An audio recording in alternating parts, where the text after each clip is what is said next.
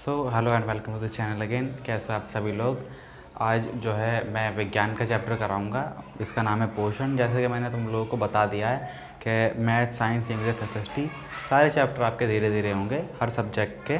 तो उसी तरीके से मैं धीरे धीरे हर सब्जेक्ट के चैप्टर अपलोड करूँगा तुम्हारे लिए। ठीक है। तो आज जो मैं चैप्टर कराऊँगा उसका नाम है पोषण। ठीक है। तो चलो उस चैप्टर को स्टार्ट करते हैं। देखो, चैप्टर का नाम है आपके पोषण। तो देखो, ऐसा नहीं होगा कि इसमें आपको पोषण की परिभाषा देनी है। देखो, पोषण का ना मतलब समझो।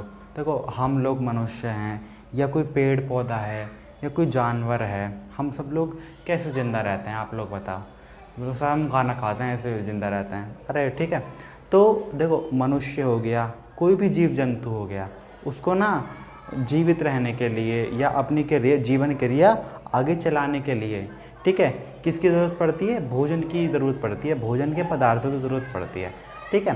तो जब वो उनको खाता है या ग्रहण करता है, ठीक है, तो उसको क्या मिलता है? उसको ना पोषक मिलता है, पोषण मिलता है। ठीक है। अब वो पोषण मदद करता है उसके शरीर को आगे बढ़ाने में। ठीक है। अब वो डिपेंड करता है कि क्या वो खा रहा है, उस हिसाब से मतलब वो उसके शरीर में पोषण लगेगा।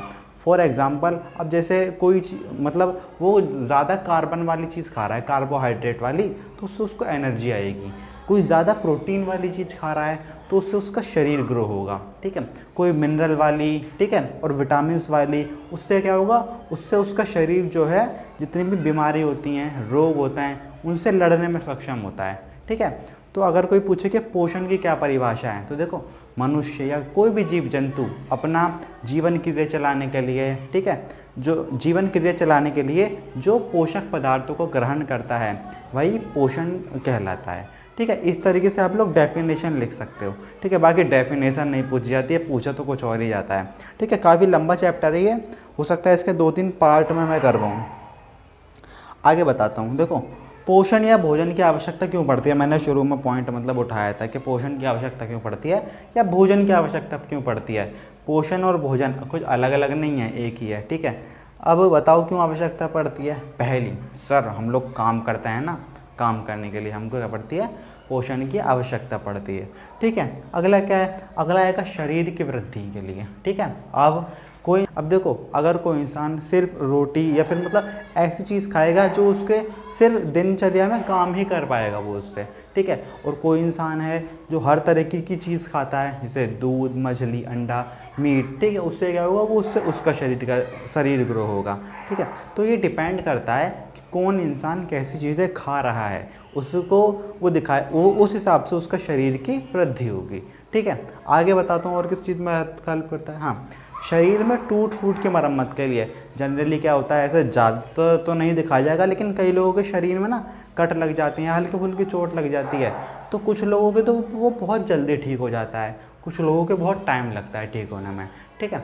तो वो किसी के जल्दी ठीक हो जाना और किसी के बहुत टाइम लगना किसकी मात्रा को दिखाता है? पोषण की मात्रा को दिखाता है। ठीक है। और एक आखिरी पॉइंट है, आखिरी पॉइंट कह रहा है रोगों से रक्षा। अब देखो, एक तो तुमने पॉइंट सुना भी होगा कि अगर आप रोज़ एक सेब खाते हो ना, तो आप मतलब कभी ज़िंदगी में बीमार नहीं पड़ोगे। अगर आप रोज़ एक सेब खाते हो, तो क्या दिखा रहा है वो चीज़ कि अगर आप एक अच्छी चीज़ डेली खाओगे तो उससे क्या होगा? आपकी रोगों से भी रक्षा होगी। ठीक है। तो पोषण या भोजन की यहाँ आवश्यकता पड़ती है। ठीक है। अब आगे कराता हूँ। आगे क्या कह रहा है? देखो, इसमें क्या है, बोर्ड का कोई जनरली काम ज़्यादा है नहीं। बोर्ड का काम कहाँ आता है? इक्वेशन लिखने में, सवाल सॉल्व करने में। जैव जगत के जो चैप्टर होते हैं ना, उसमें कोई ज़्यादा सवाल वगैरह आते नहीं हैं। ठीक है। तो नॉर्मली बताने से ही काम होता है। आगे बता दो क्या चैप्टर है। हाँ, अब पोषण है। पोषण के ना आपको 2 प्रकार मिलेंगे। पहला होगा स्वपोषी, दूसरा होगा विषमपोषी। ठीक है। तो अभी हम जो पढ़ेंगे स्वपोषी के बारे में पढ़ेंगे, स्वपोषी के बारे में डिटेल में। ठीक है। अब देखो, स्वपोषी क्या होता है? स्व का मतलब क्या होता है? खुद, और पोषी का मतलब, पोषण का मतलब खाना। ठीक है।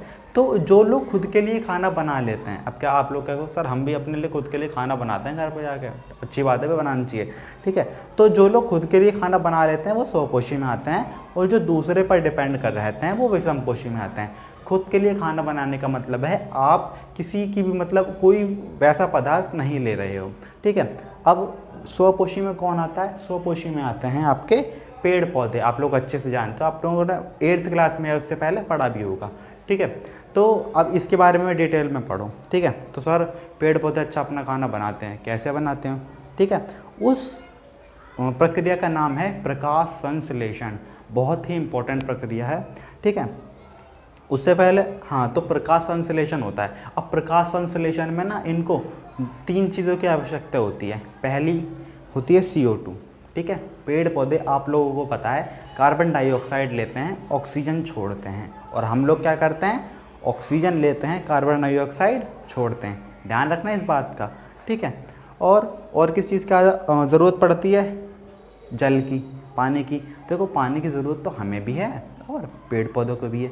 हर कोई जो जीव जंतु है उसको क्या है, पानी की ज़रूरत तो है ही, किसी को ज़्यादा मात्रा में, किसी को कम मात्रा में। और पेड़ पौधों को किसकी ज़रूरत पड़ती है, सनलाइट की, धूप की, ठीक है, जो सौर ऊर्जा होती है उस। तो ये 3 चीज़ों से क्या होता है, वो अपना खाना बनाते हैं, ठीक है। और अगर मैं मनुष्य के बारे में बताऊँ या कोई भी जीव जंतु के बारे में बताऊँ, तो वो सूरज की या धूप की आवश्यकता तो हमारे भी डे टू डे लाइफ में बहुत ज़्यादा पड़ती ही पड़ती है, ठीक है। अब आगे बताते हैं प्रकाश संश्लेषण क्या होता है। देखो प्रकाश संश्लेषण वह प्रक्रिया है जिससे पेड़ पौधे धूप, जल और कार्बन डाइऑक्साइड की मदद से अपना खाना बनाते हैं। ये इस तरीके के मतलब आते हैं। हाँ, अच्छा एक इम्पॉर्टेंट पॉइंट और मैं बताना चाह रहा हूँ। अगर इस चैप्टर के आपसे नोट्स नहीं बन रहे हैं, ठीक है, या आप कहोगे सर हम नोट्स बना तो लेंगे लेकिन आपको डाउट है, बताने उसमें कोई पॉइंट हो कोई पॉइंट ना हो, तो जैसे ही ये वाला चैप्टर मेरा ख़त्म हो जाएगा, देखो हो सकता है ये चैप्टर पार्ट 1 में कंप्लीट हो और पार्ट 2 में कंप्लीट हो, ठीक है, या हो सकता है 3 वीडियोस में हो, या हो सकता है इसी एक वीडियो में मैं कंप्लीट कर दूं। देखो मेरे को भी अंदाज़ा है नहीं कि कितना टाइम लगेगा इसे, ठीक है। तो जब भी ये चैप्टर कंप्लीट होगा ना मैं आपको बता दूंगा, ठीक है। उस वाली वीडियो के डिस्क्रिप्शन में मैं आपको लिंक दे दूंगा, उससे आप जो है नोट्स डाउनलोड कर लेना। जब नोट्स आपके रेडी हो जाएंगे तो मैं आपको बाकायदा दिखा भी दूंगा कि हाँ जी ये नोट्स आ गए, डाउनलोड कर लो और लिख लो, ठीक है। अब मैं आगे बताता हूँ। हाँ, आगे प्रकाश संश्लेषण का कार्यस्थल, कि सर प्रकाश संश्लेषण होता कैसे कैसे है, ठीक है। अब देखो मैं बता रहा हूँ उसमें क्या होता है। मान लो कोई एक पौधा है, ठीक है। अब कोई पौधा है और एक कोई बहुत बड़ा पेड़ है, ठीक है। अब क्या उस पौधे को भी उतनी ही ऊर्जा चाहिए और उस पेड़ को भी उतनी ऊर्जा चाहिए। देखो ये तो उनके ऊपर डिपेंड करता है कि इसको कैसी चाहिए।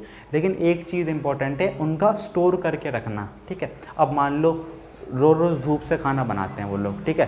तो क्या होगा, रोज़ सूरज निकलेगा और मतलब वो अपना खाना बनाएंगे, और किसी दिन सूरज नहीं निकला तो ऐसा होता है ना, ऐसा तो है नहीं कि मतलब डेली ही सूरज निकलता रहता है। कभी बादलों की वजह से सूरज की किरण नहीं आ पाती है, तो उससे क्या होगा, उससे पेड़ पौधे तो मर जाने चाहिए थे।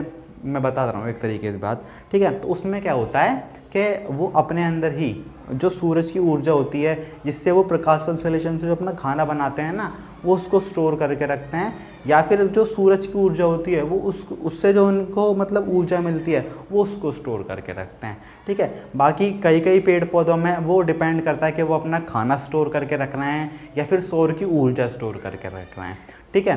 बाकी मैंने जो 3 आवश्यकता चीज़ थी प्रकाश संश्लेषण होने के लिए, वो तो मैंने तुम्हें बता ही दिया है, ठीक है।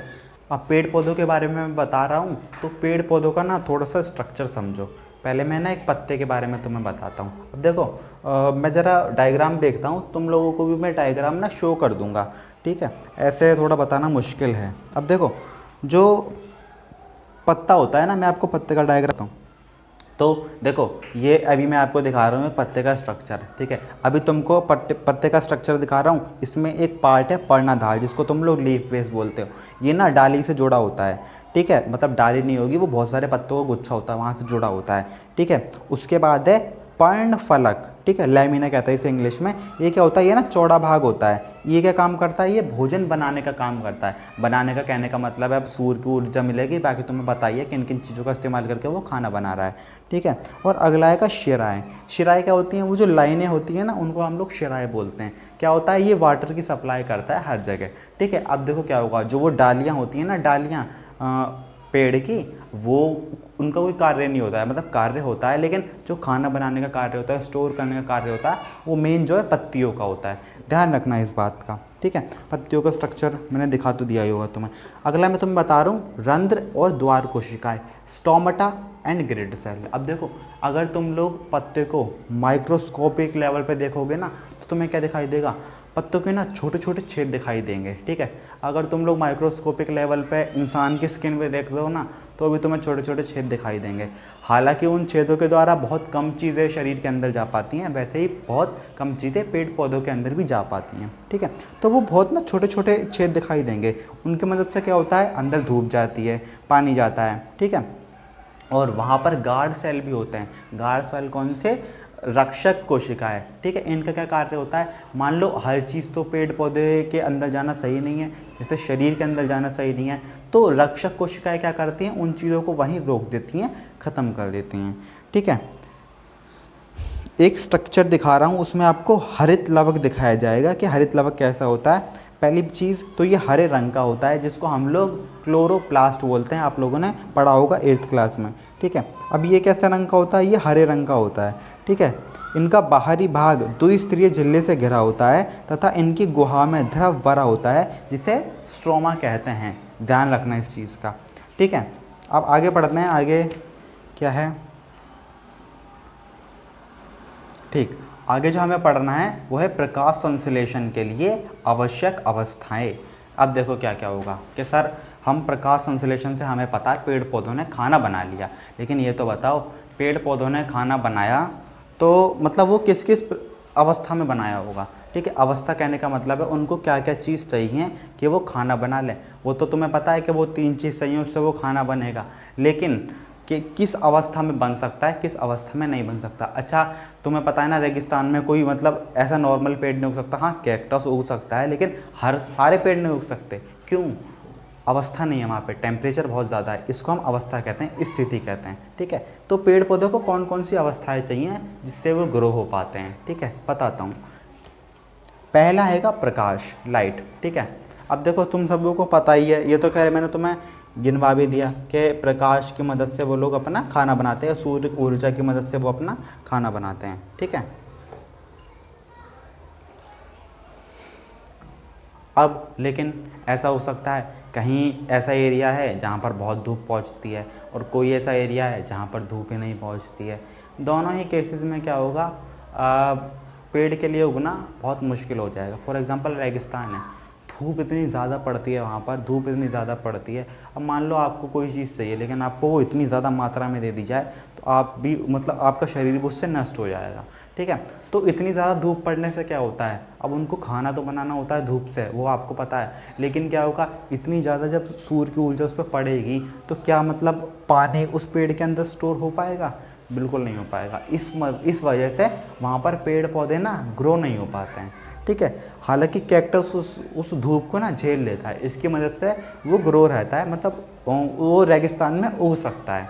ठीक है, अगला हैगा पर्णहरिम, जिसको हम लोग क्लोरोफिल बोलते हैं। ये क्या होता है, पत्तियों में होता है। ठीक है, अब जिस पेड़ की पत्तियां मतलब क्या होंगी, कुछ पीली पीली हो जाती हैं। देखो कुछ तो मतलब पेड़ ही ऐसे होते हैं, उनके पत्तियों का रंग ही ऐसा होता है, कुछ का रंग बदल जाता है। ठीक है, तो जिनका रंग बदल जाता है ना, उनके में क्लोरोफिल थोड़ा कम हो जाता है। इसकी वजह से क्या होता है, उनको खाना बनाने में थोड़ी सी ना प्रॉब्लम आती है। ठीक है, तो कैसी अवस्था होनी चाहिए, पेड़ पौधों की जो पत्तियां हैं उसमें भी क्लोरोफिल पूरी मात्रा में होना चाहिए, भरपूर मात्रा में होना चाहिए। ठीक है, अगला हैगा तुम्हारा कार्बन डाइऑक्साइड, जो कि तुम्हें मैं बता ही चुका हूँ। कोई भी ऐसी जगह है वहाँ पर देखो हवा तो हर जगह है, लेकिन अगर मतलब कि मान लो एयर प्रेशर किसी जगह पर ज़्यादा हो गया, मान लो पहाड़ों पर, ठीक है, ऐसे पहाड़ों पर नहीं, बड़े जो ऊंचे ऊंचे पहाड़ हैं वहाँ पर पेड़ मतलब आपको क्यों नहीं देखने को मिलेंगे, क्यों, वहाँ पर मतलब कोई ऑक्सीजन लेवल ज़्यादा हो जाएगा, किसी का मतलब कोई दूसरी गैस का लेवल ज़्यादा हो जाएगा। इस वजह से वहाँ पर क्या होगा, पेड़ों को कार्बन डाइऑक्साइड चाहिए, वो तो उन्हें मिलेगी नहीं, तो क्या होगा, वहाँ पर वो ग्रो नहीं हो पाते हैं।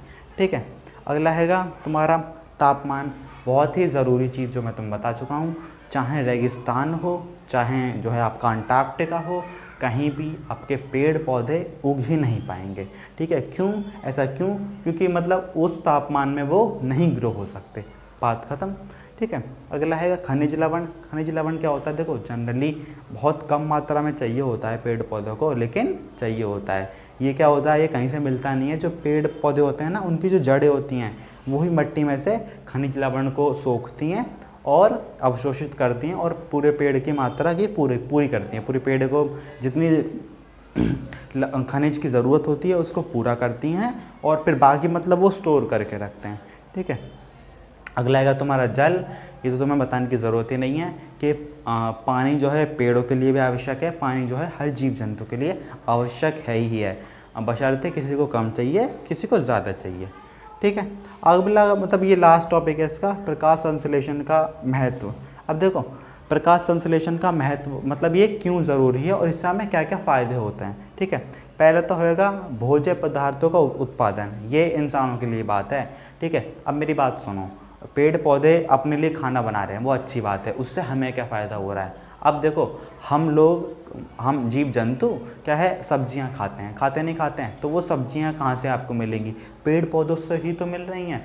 जब पेड़ पौधे अपना खाना बनाते हैं तो खाना बनाने की प्रक्रिया करते हैं, इस वजह से वो जीवित रहते हैं, और इससे क्या होता है वो फल एवं सब्जियां बनाते हैं जिसको हम मतलब खाते हैं। ठीक है, तो यहाँ पर क्या हो गया, भोजन पदार्थों का उत्पादन हो गया। ठीक है, आगे समझ में। अगला आएगा ऊर्जा का स्रोत। देखो ऊर्जा का स्रोत से क्या होता है, देखो ऊर्जा का स्रोत क्या कह रहा है, ऊर्जा का स्रोत कह रहा है कि मान लो पहले पेड़ पौधे थे, जब मतलब मान लो आपके जो मिट्टी गिरे थे उससे क्या हुआ था, पेड़ पौधे सारे दब गए थे। ये जनरली क्या होता है, अब भी ऐसा होता है, कहीं पहाड़ गिरते हैं ना तो पेड़ पौधे उनमें दब जाते हैं। ठीक है, उससे क्या होता है, वो पेड़ पौधे आगे चलकर क्या बन जाता है, कोयला बन जाता है, डीजल पेट्रोल, इसमें मतलब वो चेंज हो जाते हैं, तो इससे क्या हो गया आपके वो ऊर्जा का स्रोत बन गए। ठीक है, अगला आएगा आपका वायुमंडल का नियंत्रण। अब देखो मेरी बात सुनो, मैं हूँ, ठीक है, मैंने ऑक्सीजन ली, कार्बन डाइऑक्साइड छोड़ी, मेरी जगह एक पेड़ है, उसने कार्बन डाइऑक्साइड ली, ऑक्सीजन छोड़ी, सर्कल बन गया, जो मेरे को ज़रूरत है वो उसने दे दी, जो उसको ज़रूरत है वो मैंने दे दी, बन गया, हो गया सर्कल पूरा। अगर मान लो यहाँ पर पेड़ नहीं होता तो क्या हुआ, ठीक है, अब मैं लगातार कार्बन डाइऑक्साइड छोड़ा देता जाऊँगा, कोई कार्बन डाइऑक्साइड लेने वाला है नहीं, तो उससे क्या होगा, वायुमंडल नियंत्रण में नहीं होगा, एक गैस की मात्रा बढ़ जाएगी, एक की कम हो जाएगी, जिसकी वजह से जीवों का पृथ्वी पर रहना मुश्किल हो जाएगा। ठीक है, तो देखो ये तो था स्वपोषी पोषण, मैंने आपको इसमें पेड़ पौधों के बारे में जितना भी था सब बता दिया है। अब मैं बताऊंगा विषम पोषी, जिसमें हम जीव जंतु के बारे में बात करेंगे, कैसे मतलब वो पोषण को ग्रहण करते हैं पूरा डिटेल। ठीक है, ओके।